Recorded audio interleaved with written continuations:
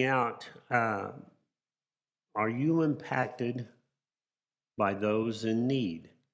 And when I say those in need, that covers a whole gamut of things that, someone might need a new coat, they might need food, they might need gas for their car, they might need a utility bill paid, or they may just need someone to listen to them. When we use the word in need, the question I want you to answer is, where do you fit in when you see someone that is in need? Who are those that are in need? And again, that can be a wide range. And this is kind of an internal mental thing that I'm using here. Do you have a personal ledger kind of in your head, in your mind, that you use to define those in need and those that don't have needs? Do you kind of categorize and go, no, they're okay? Or this person really could use a friend? Or maybe I can drop some groceries by this house. Do you have a system in you that helps you define that need? And I'm sure that you can think of both types of people, those that need and those that don't. What I realized as I was going through this, I am formed to some degree or another by being around both types of those people. Those people have influenced me in some form or manner throughout my life, and I expect that will continue for the balance of my life. In today's text, and it comes out a little different than was read, but that's okay. We read of a man who was rich and enjoyed the status that accompanies his wealth. And from that perspective, he had no wants at all. If he asked, it was there. And immediately it was there. So his money, his material possessions was his world. Having great wealth, as was mentioned earlier, is not wrong. It's not bad to be rich. But with wealth comes a lot of responsibility. It comes a lot of handling that in a proper way. God looks at our heart and motivation and what we do with them. And that is across the board. He looks at every human being. What is their heart doing? What motivates this person? And what do they do with the material goods? Are we open to seeing to the needs around us when it is within our power to do so? And that is the question. And, we immediately think wealth is money. Wealth is possessions. Wealth may be good health. You're a caregiver for somebody that their health is not good, or their life is aging out, and you are physically able to help them. The question is, do you? Are you willing, or do you begrudge that opportunity? What's your heart and what's your motivation when you see somebody in need? And it may be the person at the corner at the street light with a cardboard paper there saying, need help, unemployed. Do you respond? And I'm not talking, do you put money in their hand? Do you respond from your heart for this person? Do we have hearts that can be moved? And that's a big deal for a lot of people. From the text today of Luke 16, 19 through 31, describes this man of great wealth and privilege, and he chooses not to help someone in need. Jesus is telling this story. He's the one that is laying out the narrative. He tells the story of two men who were polar opposites in their worldly circumstances. One was very rich. He lacked nothing from a material perspective. and the other one was extremely poor. He had nothing. And when I say he had nothing, nothing means he had nothing. Jesus tells us that the rich man was dressed in purple, showing his elite status.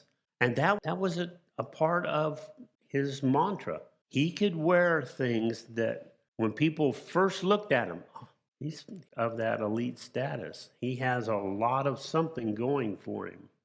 But to wear purple today is not a bad thing, don't get me wrong. In reality, aren't we all in a little bit of an elite status? We have God's presence in our life, and that is huge. The poor man needed basically everything. You could name it, and he needed it. The poor man was laid at the rich man's gate. And the commentaries, as they go into this, more than likely meant he was dumped there. Possibly he was crippled, disfigured, or diseased. But in all likelihood, whoever was responsible for him or caregiver had had enough and probably just dumped him at the rich man's gate that the rich man might help him out. But this man was so poor and so bad, he couldn't even fight off the wild dogs. If there was any scrap of food that fell towards him, the dogs got it first. He couldn't even stop them.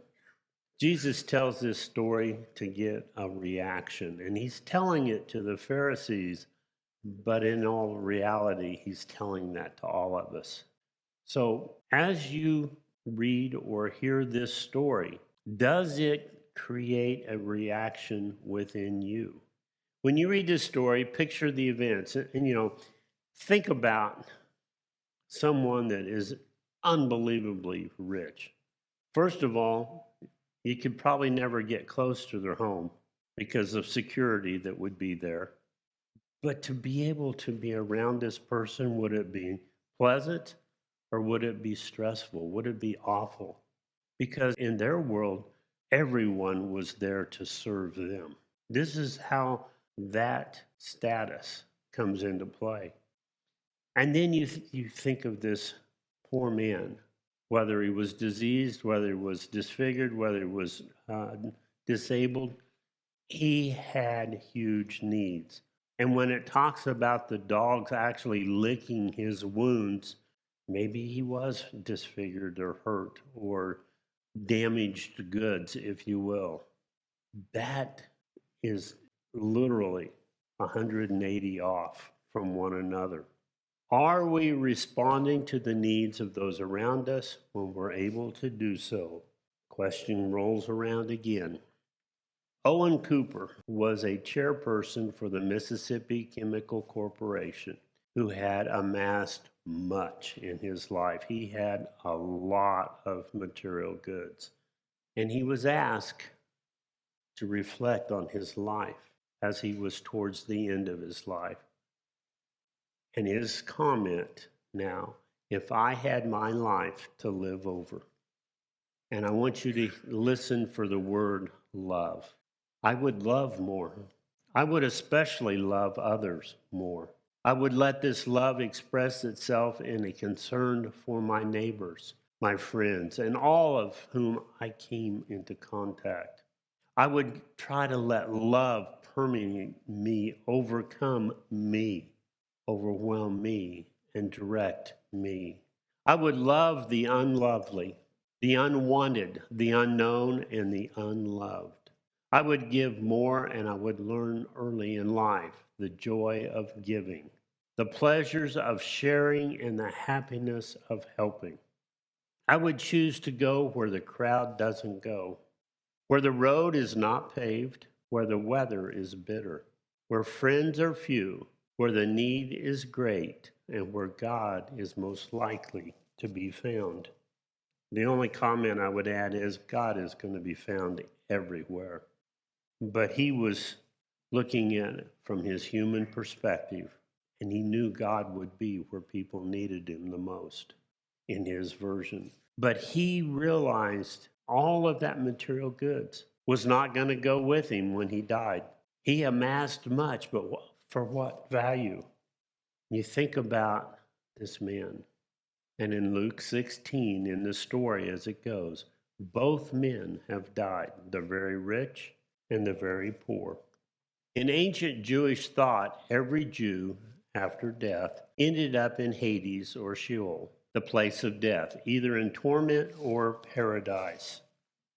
Now realize that Jesus is using the cultural understanding. He's not changing some doctrine about heaven or hell. He's using a culture that they would understand, and he's fitting his story into that. The name of Lazarus means he who the Lord helps, and that's the name of the poor man, the man that is in such dire needs. It wouldn't have taken much for him to feel relieved. When you are thrown at the gate, the dogs are around you fighting you for food. Anything is a positive. Anything anybody does for you is a big deal. Even a slight change for the rich man was unbearable and agonizing. If he had to wait a few seconds longer, it was trauma for him because this was his world and he controlled it completely and totally. And when things didn't go exactly the way he wanted, it was unbearable and agonizing. And I've never experienced what that would be like. I can't even tell you someone I know, but I've read stories of people that may be in their position in royalty, for one, that, hey, everybody is there to serve me.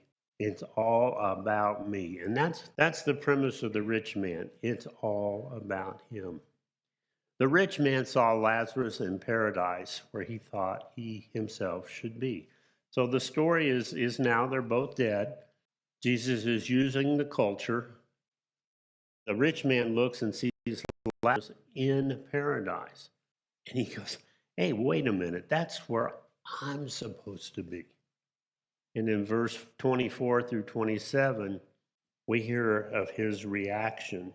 And his whole premise was, it's about me. I belong there. What is going on? He wants Lazarus, and this is the question he poses. He says, can you have Lazarus bring me something to drink? I'm thirsty. Now, picture the culture in a moment, and if we want to use the term hell or heaven, we can fit it, but it is just for image or clarity. The rich man is in a place that he's hot, uncomfortable, and he's thirsty. But he poses the question, hey, have Lazarus bring me some water. What does this say about the rich man's view of himself and of Lazarus? Did he change his view at all? No. He was still in control. Even though he was in a place that wasn't very pleasant, Lazarus was a guy that should help come to my beck and call. He still doesn't understand the position that he's in. He still thinks that he is above everybody else. And I have met people like that. I have been around someone that they are, and there are no bones about it. They're better than anyone around them. And it's not a pleasant person to be around. But even in death, the rich man hasn't humbled himself. In verses 25 through 26 of Luke 16, the rich man is reminded of how different his life was from that of Lazarus. The difference was the condition of their hearts. The poor man, he had nothing. He had no one to give. He was at the literal proverbial bottom of the barrel. There was nowhere to go. The rich man had everything, but he would not share it. He wouldn't, and in all likelihood, had he taken care of Lazarus, would it have cost him much of his material good? Probably not. The real problem was not that the rich man was wealthy. That's not the issue. It's that he refused to do anything with his wealth to aid others. So I bring that back to us today. When we say anything of our wealth, and I'm not talking money, and that's where people go to first. I don't have money to give. I don't have money to help this person. What's one of the biggest gifts that we have? And everybody can argue, but time. We all have 24 hours in a day. And I'm here to tell you, when you retire, you don't have more time. You just have more opportunities that you don't say no to. But the point is, do we share the wealth of time with somebody? Yesterday, I went to a young man's soccer game here in Derby. As I pulled up and got out of the car, two women got out of the car next to me. One was considerably older than the other. I assumed it was her mother. And this lady just struck up a conversation with me. Why? I don't know. But I mean, she's just immediate. And I'm thinking, how awesome is this? This woman was comfortable in addressing a complete stranger. And we didn't talk about anything earth shattering, but it was sharing life a little bit. And we talked, and she smiled, and the conversation ended, and we all headed down the sidewalk to the soccer game. She just exuded joy, and she shared life or time. Did I need it? It was a good example for today. It kind of picked me up. I'm thinking, this lady didn't know me from anybody, but she took the time to acknowledge my presence and to share. And I thought, wow. And I know I've shared this. There's a couple of fast food restaurants that serve breakfast. And I've gotten to know, in at least two of them, a group of men that are in there. I don't know if they're just there to get away from their spouse. I don't know if they're there because there's nobody at home. They come and sit down, they drink their coffee or their water or their soda, and they just visit. Now, there's one group that I've not really connected with. I've met them all. They've been very friendly. They're all veterans. But these guys are all full of stories, and they share. And it doesn't matter which branch of the service they're in or we're in, they're there talking and sharing. And they come once a week at 9 o'clock at this particular restaurant. They're sharing the one thing that they have, the one thing that we all have, and that's time. They are acknowledging one another.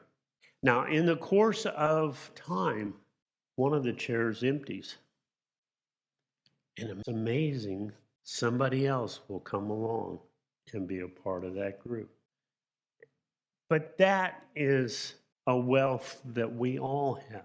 We don't have to immediately think of money and material goods because we are rich. We are rich beyond measure. We have Jesus Christ living in us, the Holy Spirit guiding us. We have a home to live in. We have material goods that many people do not have. So when I talk about sharing wealth, what's your heart say? What are the things that come to you as you go through different events in life, as you cross different people? Do you say hi to a complete stranger at a soccer match? This lady didn't have to do that. It wouldn't have changed the outcome of the soccer game. It wouldn't really have changed my afternoon, other than I was intrigued by her willingness to be friendly. And that's sharing wealth. When we ignore the sufferings of others, our hearts become hardened. When we don't have time, why do we not have time? If we literally are that squeezed for time, ask God, where are my priorities? Help me with this event. You know, when we work with the Bible club at the local elementary, there's kids all over the place. They're bouncing off the walls. There's others that are very quiet. You pose a question and all the kindergartners raise their hand and you answer and they don't know how to answer, but they knew how to raise their hand.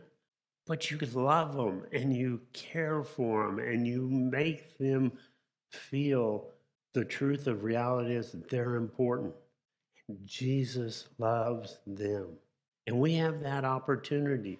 And you, if you're not one of those, you have the opportunity to pray for what God is doing in those kids' lives and in the adults, because we don't know. We're not professional at this, but we have a heart that lets God in. We don't want to ignore people and their suffering. Lazarus' condition was only physical. He had pain, he had sores, he had maybe disabilities where he couldn't get around. He had nothing, maybe the clothes ragged or rags. That's what he had, but it was only physical. The rich man's condition was a greedy and an unrepentant heart. Jesus is looking for open hearts, hearts that can be moved with compassion for others. When you see somebody in need, does it touch you? Or do you not even see it as you walk by? And I'm not casting stones in here, I'm not pointing fingers, but it is so easy to miss opportunities. You know, one of the easiest things to do is look behind you when you go in through a door. Don't drop the door in somebody's face. I don't care gender or not. That hurts. When someone flings the door and maybe you've got stuff in your hands and all of a sudden, bam, it shuts right in front of you. How simple is it to look over your shoulder and maybe even hold it for them, but at least enough that they can take it while it's open. And those are simple things. Those are easy things. We have all been given gifts, resources, and opportunities, and they come every day. Every single day, we have been given gifts, and our resources are always there. And if we trust that guarding those resources, we don't run short. We may run a little lean from our perspective, but we will never be in want. God takes care of us. And opportunities to impact other people, that's awesome. The ability to share life with somebody is huge. May we do what we can with what we have. That's simple. With what we have, to be able to share with those who have so little. And you know, they have time the same as you, but they maybe never have experienced how or what to do. And when you are hurting so bad, do you care for somebody else? It's very easy to become very narcissistic in our pain and in our hurt and in our loss. It's extremely easy. That might be the perfect time to touch somebody else, to be able to let go of a little bit of what we're holding on to and share life with others. When we have done something for the least of these, we are doing it to Christ. You think about giving to other people, sharing our life. Maybe if it's just a hello and have a nice day. We don't know the impact, but if we're doing it to others, he says we're doing it to the same as to Jesus.